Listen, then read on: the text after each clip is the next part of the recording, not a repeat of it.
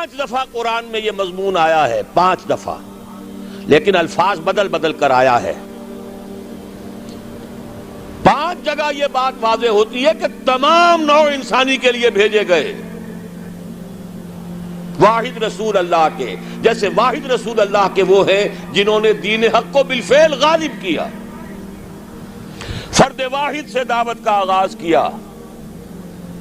پہلے دن 4 ایمان لائے، زوجہ محترمہ خدیجہ الکبریٰ رضی اللہ تعالی عنہا، یار غار ابو بکر صدیق رضی اللہ تعالی عنہ، چچا زاد بھائی جو زیر تربیت ہیں، زیر پرورش ہیں، حضرت علی رضی اللہ تعالی عنہ، غلام جنہیں آزاد کر کے بیٹا بنایا ہوا ہے، زید ابن حارثہ، زید ابن محمد کہلاتے ہیں۔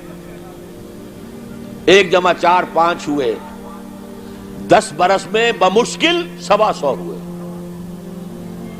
لیکن اس کے بعد وہی جو گلیوں کی تبلیغ کر رہا تھا، جو گھر گھر پر جا کر دستک دے رہا تھا دعوت و تبلیغ کے لیے، وہی پھر بدر اور حنین میں فوجوں کی سپہ سالاری کا ذمہ دار بھی ہے، اور وہی جو سن 8 ہجری میں 10 رمضان المبارک کو فاتح کی حیثیت سے مکے میں داخل ہوا ہے،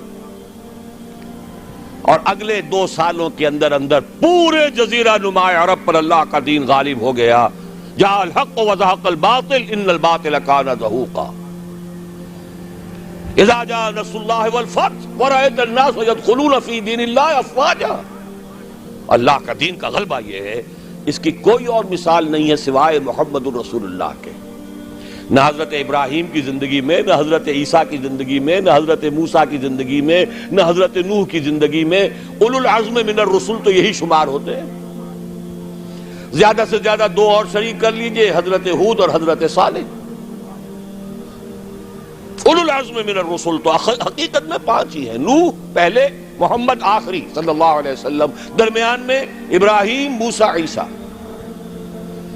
یہی وجہ دیکھیے سورہ شورا کی آیت میں پہلے حضور، حضرت نوح، پھر حضور، اور پھر درمیان کے 3۔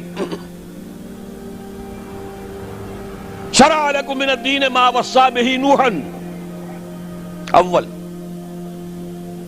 والذی اوحینا الیک محمد رسول اللہ آخرا وما وصینا بہ ابراہیم و موسیٰ و عیسیٰ، 3 درمیان میں ہے، 5 اولو العزم من الرسل۔ کیا کسی کے ہاتھوں، کسی اور کے ہاتھوں محمد الرسول اللہ صلی اللہ علیہ وسلم کی طرح دین کے غلبے کا فی الواقع دنیا میں ظہور ہوا؟ اسی طرح نوٹ کیجئے، کوئی رسول نہیں جو پوری نوع انسانی کے لیے بھیجا گیا ہو۔ میں یہاں 5واں اسلوب بیان نہیں کر سکتا، لیکن ایک آیت تو شاید سب کو یاد ہوگی، وَمَا أَرْسَلْنَاكَ إِلَّا كَافَّةً لِلنَّاسِ بَشِيرًا وَنَذِيرًا۔ اے نبی، ہم نے نہیں بھیجا ہے آپ کو مگر تمام انسانوں کے لیے بشیر اور نذیر بنا کر۔ وَمَا أَرْسَلْنَاكَ إِلَّا رَحْمَةً لِلْعَالَمِينَ قُلْ يَا أَيُّهَا النَّاسُ إِنِّي رَسُولُ اللَّهِ إِلَيْكُمْ جَمِيعًا۔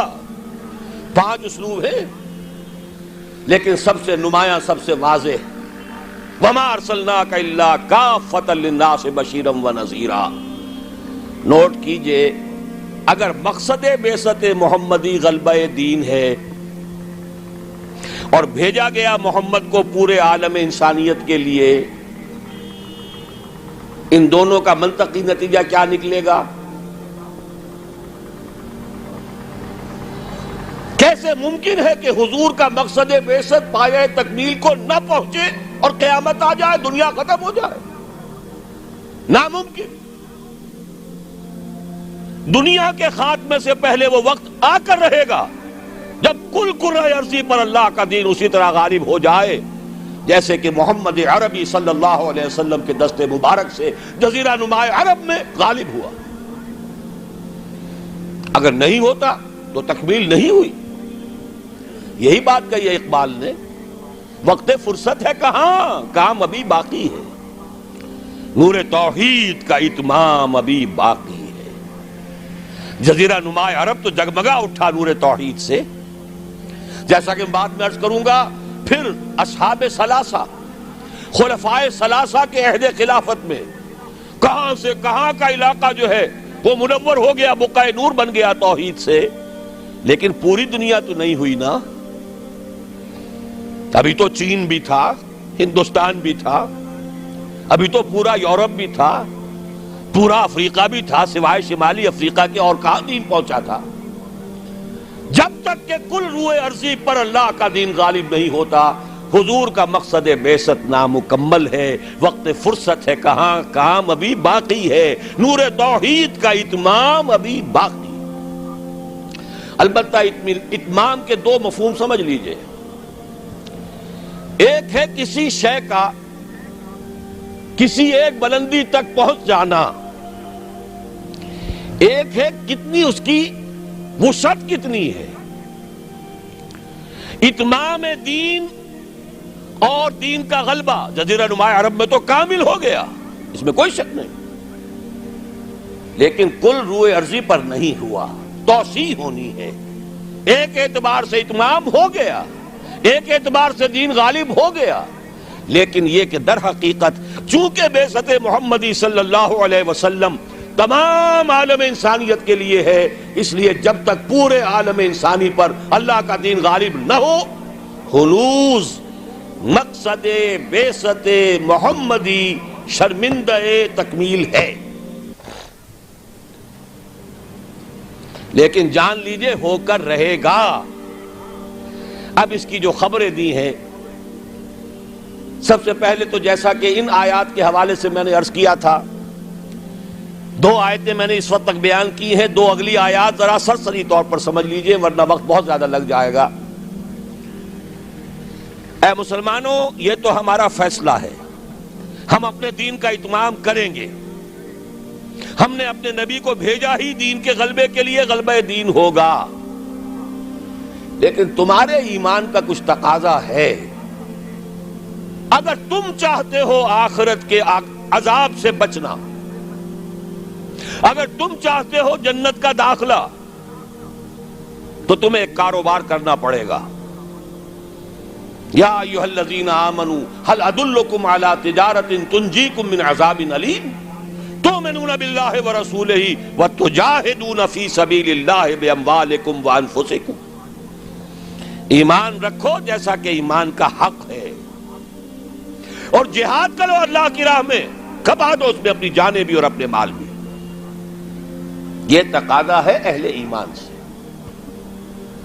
مشیت ازدی ہے، بعثت مقصد محمدی اپنی جگہ ہے صلی اللہ علیہ وسلم، لیکن جانیں کھپائیں صحابہ نے، سختیاں جھیلی صحابہ نے، قربانیاں دی حضور نے بھی اور صحابہ نے بھی۔ محمد الرسول اللہ والذین معہ،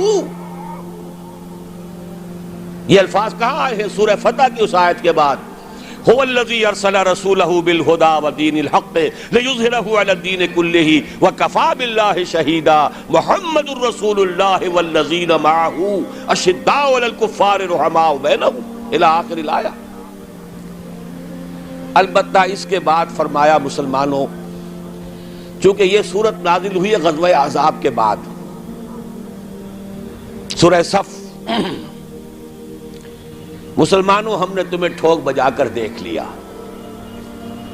تم نے ایمان اور جہاد کے تقاضے پورے کر دیے، تم نے اپنے ایمان کی صداقت کا وافر ثبوت فراہم کر دیا، لہذا خوشخبری سنو۔ یہ خوشخبری کب دی جا رہی ہے؟ جبکہ محمد الرسول اللہ کو 18 برس ہو چکے ہیں کام کرتے، جبکہ صحابہ پر سختی اپنے عروج کو پہنچ چکی ہے غزوہ احزاب میں۔ فرمایا اگر تم اس راستے پر گامزن رہو گے تو اخروی وعدے بھی ہیں، مغفرت بھی ہے، نجات بھی ہے، جنتیں بھی ہیں، بڑے اعلیٰ گھر بھی ہیں، وَأُخْرَىٰ تُحِبُّونَهَا نَصْرٌ مِّنَ اللَّهِ وَفَتْحٌ قَرِيبٌ، اور ایک اور بات سن لو جو تمہیں بہت پسند ہوگی، اللہ کی مدد آیا چاہتی ہے اور فتح جو ہے تمہاری قدم بوسی کرنا چاہتی۔ یہی وجہ ہے کہ غزوہ احزاب کے بعد حضور نے فرما دیا تھا صلی اللہ علیہ وسلم، لَن يَغْزُوكُمْ قُرَيْشٌ بَعْدَ عَامِكُمْ هَٰذَا، وَلَكِنَّكُمْ تَغْزُونَهُمْ. مسلمانوں، قریش میں اب جان نہیں ہے، وہ دوبارہ کبھی تم پر چڑھائی کر کے نہیں آ سکیں گے. بس ختم. یہ آخری مرحلہ تھا. جیسے حضور کے اوپر جو شدائد اور جو سختیاں تھیں، اس کا کلائمیکس یوم طائف ہے. اسی طرح صحابہ کرام پر من حیث الجماعت امتحان کے بعد امتحان، امتحان کے بعد امتحان. وَلَنَبْلُوَنَّكُمْ بِشَيْءٍ مِّنَ الْخَوْفِ وَالْجُوعِ وَنَقْصٍ مِّنَ الْأَمْوَالِ وَالْأَنفُسِ وَالثَّمَرَاتِ. لیکن یہ فنومینا پہنچ چکے اپنے نقطہ عروج کو غزوہ احزاب میں. کئی دن کے فاقے بھوک کا یہ عالم، 12,000 کا لشکر، چھوٹی سی بستی، جیسے صحرا میں چراغ روشن ہو اور آندھیاں آ رہی ہوں بجھانے کے لیے. امتحان انتہائی شدید. ثابت قدم ہے محمد الرسول اللہ والذین معہ اخری تحبونها نصر من اللہ وفتح قریب وبشر المؤمنین. اے نبی، اہل ایمان کو بشارت دے دیجئے، تمہاری سختیوں کا دور اب ختم ہوگا، اب فتح تمہارے قدم چومے گی. یہی بشر المؤمنین پر عمل کر کے حضور نے فرمایا لن تغزوکم قریش بعد عامکم ھذا. مسلمانوں، اب قریش تم پر چڑھائی کر کے نہیں آ سکتے. وَلَكِنَّكُمْ تَغْزُونَهُمْ. بلکہ اب تمہاری طرف سے انیشیٹو ہوگا، اب تم چڑھائی کرو گے. اب یہی مضمون ہے جو سورہ نور کی اس آیت میں ہے. قاری صاحب سے بھی آپ نے سن لی، چونکہ سورہ نور بھی غزوہ احزاب کے بعد نازل ہوئی ہے. سن 5 ہجری میں غزوہ احزاب، سن 5 ہجری میں سورہ احزاب کا نزول، سن 5 کے آخر میں یا 6 کے شروع میں سورہ نور کا نزول ہے. وعد اللہ الذین آمنوا منکم وعملوا الصالحات. یہ وہی جو ایک آیت چھوٹی آئی ہے سورہ صف میں، اسی کی وضاحت ہے. وَأُخْرَىٰ تُحِبُّونَهَا نَصْرٌ مِّنَ اللَّهِ وَفَتْحٌ قَرِيبٌ. اسی کی وضاحت ہو رہی ہے. ایک بات کو 3 اسلوبوں میں بیان کیا جا رہا ہے، دل جوئی کے لیے، تشفی کے لیے، اطمینان دلانے کے لیے. وعد اللہ الذین آمنوا منکم وعملوا الصالحات. اللہ کا وعدہ ہے پختہ مسلمانوں، تم میں سے جنہوں نے ایمان اور عمل صالح کا حق ادا کر دیا. اور یہیں سے یہ بات سمجھ لیجئے کہ عمل صالح کا سب سے بڑا اطلاق جہاد فی سبیل اللہ پر ہے، نوافل پر نہیں ہے. سورہ صف میں کیا فرمایا؟ اگر چاہتے ہو جہنم سے چھٹکارا تؤمنون باللہ ورسولہ وتجاہدون فی سبیل اللہ باموالکم وانفسکم. اسی کی وضاحت کر رہی ہے یہ آیت نمبر 55 سورہ نور کی. وعد اللہ الذین آمنوا منکم وعملوا الصالحات. تو عمل صالح سے مراد کیا ہے؟ تقابل کیجئے، القرآن یفسر بعضہ بعضا، مراد ہے جہاد فی سبیل اللہ. اے مسلمانوں، تم نے ایمان اور جہاد کا جو حق ادا کر دیا. اب 3 وعدے ہیں ہمارے. لَيَسْتَخْلِفَنَّهُمْ فِي الْأَرْضِ كَمَا اسْتَخْلَفَ الَّذِينَ مِن قَبْلِهِمْ. لازماً انہیں خلافت عطا کریں گے زمین میں جیسے کہ ان سے پہلوں کو خلافت عطا کی تھی. یا داؤد انا جعلناک خلیفۃ فی الارض. کبھی اگر داؤد اور سلیمان کی حکومتیں ہو سکتی تھی تو محمد الرسول اللہ کی امت کی حکومت کیوں نہیں ہو سکتی؟ لَيَسْتَخْلِفَنَّهُمْ فِي الْأَرْضِ كَمَا اسْتَخْلَفَ الَّذِينَ مِن قَبْلِهِمْ وَلَيُمَكِّنَنَّ لَهُمْ دِينَهُمُ الَّذِي ارْتَضَىٰ لَهُمْ. اور جو دین کے اللہ نے تمہارے لیے پسند کر لیا ہے اب اس کو تمکن عطا کرے گا، غلبہ عطا کرے گا. یہ دین غالب رہنے کے لیے آیا ہے، مغلوب رہنے کے لیے نہیں. الحق یعلو ولا یعلی علیہ.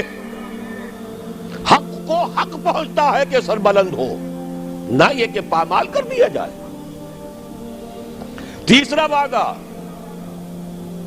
وَلَيُبَدِّلَنَّهُمْ مِن بَعْدِ خَوْفِهِمْ أَمْنًا. اب تک تو تم پر خوف کی کیفیت طاری تھی، پھر نہ قریش چڑھ کے آ جائیں، غطفان نہ آ جائیں. حدیثوں میں، سیرت میں آپ نے پڑھا ہوگا، رات رات بھر پہرے رہتے تھے. ذرا شور ہوتا تھا منافقین جو ہے لے اٹھتے تھے، پھر حملہ ہو رہا ہے بھائی، پھر حملہ ہو رہا ہے. ہر وقت ایک خوف کی کیفیت. لیکن اے مسلمانوں اب وہ خوف کی حالت بدل جائے گا، تمہیں امن حاصل ہو جائے گا۔ چیزیں تین بیان کی ایک ہی ہے۔ جب تمہیں حکومت مل جائے گی، تمہارا دین خود بخود غالب ہو گیا، یا جب اللہ کا دین غالب ہوگا حکومت خود بخود تمہارے ہاتھ میں ہوگی، اور پھر اب ڈر کس کا؟ اب چین ہوگا، سکون ہوگا، اطمینان ہوگا، امن ہوگا۔ یعبدوننی، اور پھر وہ میری بندگی کریں گے جیسے کہ بندگی کا حق ہے۔ هي الحلقات تحفظني بآيات من القرآن، هي الحلقات تملأني